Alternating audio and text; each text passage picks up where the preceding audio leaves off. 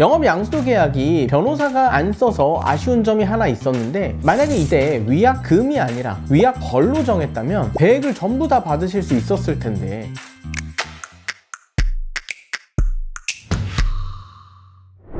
안녕하세요. 당신 근처의 변호사 법무명제 이재입니다. 오늘 오랜만에 성공 사례 영상인데요. 이번 사례는 다른 사람의 잘 되는 가게를 거액의 권리금을 주고 양수했는데, 이 사람이 영업금지 약정을 어기고 인근에서 동종 영업을 했어요. 그럼 기존 고객들이 전부 양도인이 새로 연 가게로 빠져나가가지고 양수인은 큰 손해를 보게 되는데요. 이렇게 해서 피해를 입으신 영업 양수인을 대리해서 양도인에게 위약금 청구를 통해 수억 원의 위약금을 저희가 받아냈던 사건을 소개하고자 합니다.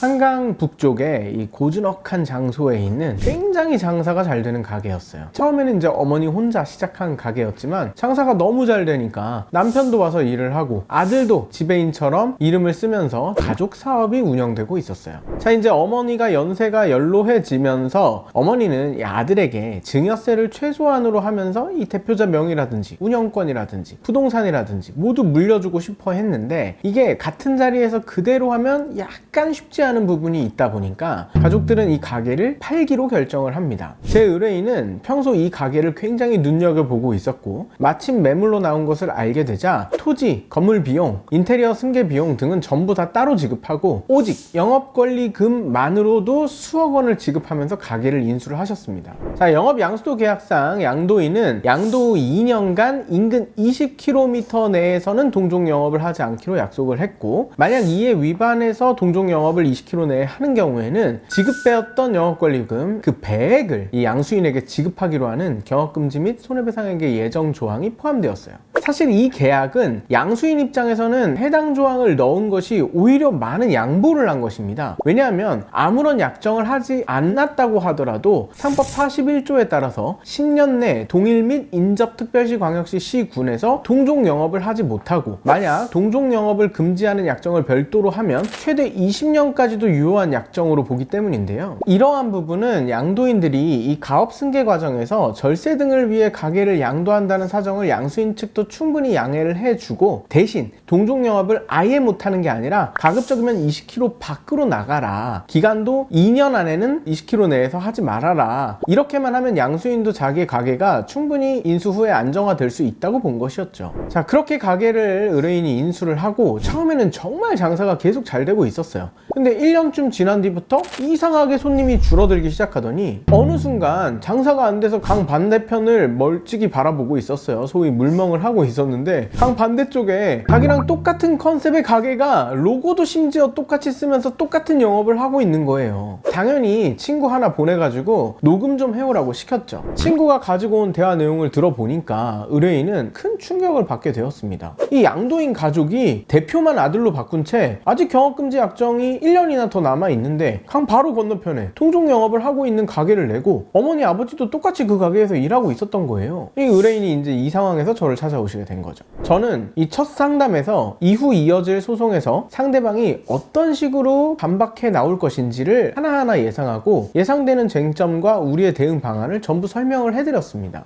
우리가 주장하고자 하는 주요 논거는 앞에 운영하던 것도 가족기업, 뒤에 운영하는 것도 가족기업으로 두 사람 다 영업 양수도 계약의 효력을 받는다, 상법상 연대채무를 가져오기 위해서 이걸 동업관계인 조합으로 주장을 할 예정이었습니다. 그리고 새로운 가게의 건물에 대해서도 우리가 책임재산을 보전하기 위해서 가압류를 해야 되는데, 이렇게 하기 위해서는 명의자인 아들이 반드시 피고에 포함될 필요가 있었죠. 자, 상대방은 이거에 대해서 이렇게 대응할 거라고 제가 의뢰인한테 설명을 했습니다. 우리는 동업관계가 아니라 전 가게에서는 아들이 엄마한테 고용된 거였고, 이번 가게에서는 엄마가 아들한테 고용된 거다. 둘째로 영업 양수도 약정상 경업금지의 범위가 인근 20km인데 이게 강을 끼고 있기 때문에 우리는 직선거리로 주장을 하지만 저쪽에서는 차로 이동하는 거리가 20km 넘는다라는 주장을 해올 것이다. 셋째로 상대방은 책임이 인정된다고 하더라도 손해배상액의 예정은 약정금인 위약벌과는 달리 신청 또는 직권으로 법원이 감액할 수 있으니 감액해달라고 요청을 할 것이다. 이렇게 세 가지를 제가 예상을 했습니다. 자, 소송이 시작되자마자 상대방 대법 대법관 전관이 있는 초대형 로펌을 선임을 해서 제가 말한 정확히 3가지 쟁점으로 반박을 해왔는데요. 영업 양수도 과정에 아들은 전혀 관여하지 않았다. 엄마가 가게를 양도한 대금을 아들에게 대여해주고 이자도 꼬박꼬박 내고 있기 때문에 어머니가 동업에 출자한 것도 아니다. 또 로고는 원래 영업 양도 대상이 아니었고 강을 끼고 있어서 직선거리는 짧지만 가장 가까운 다리로 이동하여 강을 건너와야 하므로 이동거리는 20km 초과이다. 이런 주장을